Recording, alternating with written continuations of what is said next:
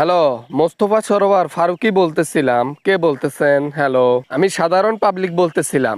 কিছু কথা বলবো তো, এই জন্য ফোন করলাম। জি জি, কি বলবেন বলেন, সমস্যা নাই, আমি শুনতেছি। আচ্ছা, আপনি কি কাজ করেন আমাকে একটু বলবেন? আপনি কি কাজ করেন? প্রফেশনালি আমি একজন ডিরেক্টর, ফিল্ম মেকিং করি। আপনি ডিরেক্টর হয়ে এই রাজনীতির মধ্যে উপদেষ্টা হিসেবে গেলেন কি করে? আর আপনাকে জনগণ পছন্দ করতেছে না, এটা কি আপনি বোঝেন না? আমাকে তো উপদেষ্টারা একেবারে জোর জাবস্তি করে পাঠ করাইলো, রাষ্ট্রপতি পর্যন্ত আমার কাছে আসছিল। এখন কি করব? তাদের ভালোর জন্য আমাকে উপদেষ্টা হইতে হইলো। উপদেষ্টার পদ থেকে পদবি ত্যাগ করে ফেলেন, বুঝছেন? আপনাকে নিয়ে জনগণ আন্দোলন করতেছে, রাস্তাঘাটে মিছিল করতেছে, বিক্ষোভ করতেছে। এগুলা কি দেখে আপনার মনটা কি শান্তিমতো মন্ত্রিত্ব করতে মন চাইবে, উপদেষ্টাগিরি করতে মন চাইবে? দুই ধরনের মানুষ দুনিয়াতে বসবাস করে, এক হচ্ছে খারাপ দিকের মানুষ, দুই হচ্ছে ভালো দিকের মানুষ। প্রত্যেকটা মানুষের কাছে আমি ভালো হব এমনটা না।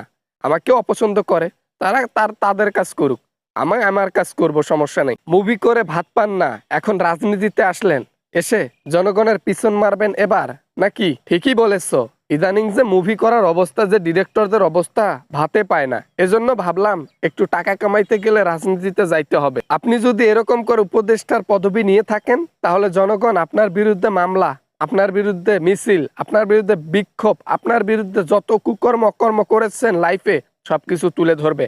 আপনি বাস খেতে চলেছেন। রাজনীতিতে ছোট মোটো সমস্যা হবে, এটা কোনো ব্যাপার না। আমি এগুলা সব সামলে নেব। আমার টাকা লাগবে, এই জন্য উপদেষ্টা হয়েছি।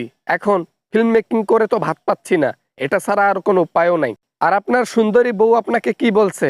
যে যাও, উপদেষ্টা হয়ে যাও, তোমাকে লোক ভালোবাসে, তুমি ভালো কাজ করো, তুমি ভালো কাজ করে উপার্জন করায় দাও, দেশের উন্নয়ন করায় দাও, এরকম করে বলছে নাকি? নুসরাত, ইমরোজ, তিশা। বুড়ো বয়সে সুন্দরী বউ পাইছি, সুন্দরী বউয়ের ভক্ত আছে সবাই। এদিকে আমি পজিটিভ সাইড নিয়ে বসে আছি। বউ তো সবসময় আমাকে অল দা বেস্ট বলে, এজন্য বউকে এখানে ইনভলভ করার কোনো দরকার নাই। না না, ঠিক আছে। তোমাদের আসলে ন্যূনতম লজ্জা শরম থাকলে উপদেষ্টা হইতা না। যেখানে জনগণ চাচ্ছে না তোমাকে, সেখানে জোর জাবস্তি করে উপদেষ্টা হইতেছ।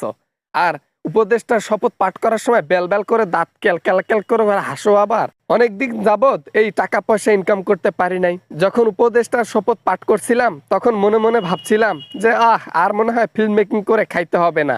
এখন রাজনীতিতে এসেছি, টাকা পয়সার অভাব নাই, এইটা মনে করে হেসেছি। একজন আপনাকে নিয়ে পোস্ট করলো, দেখলাম পিনাকি ভট্টাচার্য, বিখ্যাত ব্যক্তি যিনি সত্য উদ্ঘাট করতে ভালোবাসেন এবং মানুষকে বাস দিতে ভালোবাসেন, আপনার বিরুদ্ধেও কিছু কথা বলল।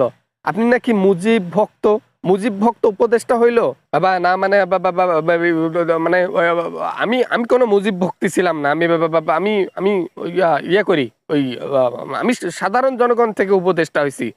ফোন রাখলাম, আর কথা বলতে পারবো না। তাই নাকি? ফোনটা রেখে দিতে চাচ্ছেন নাকি মেইন পয়েন্টে আঘাত করলাম জন্য ফোনটা রেখে দিতে চাচ্ছেন?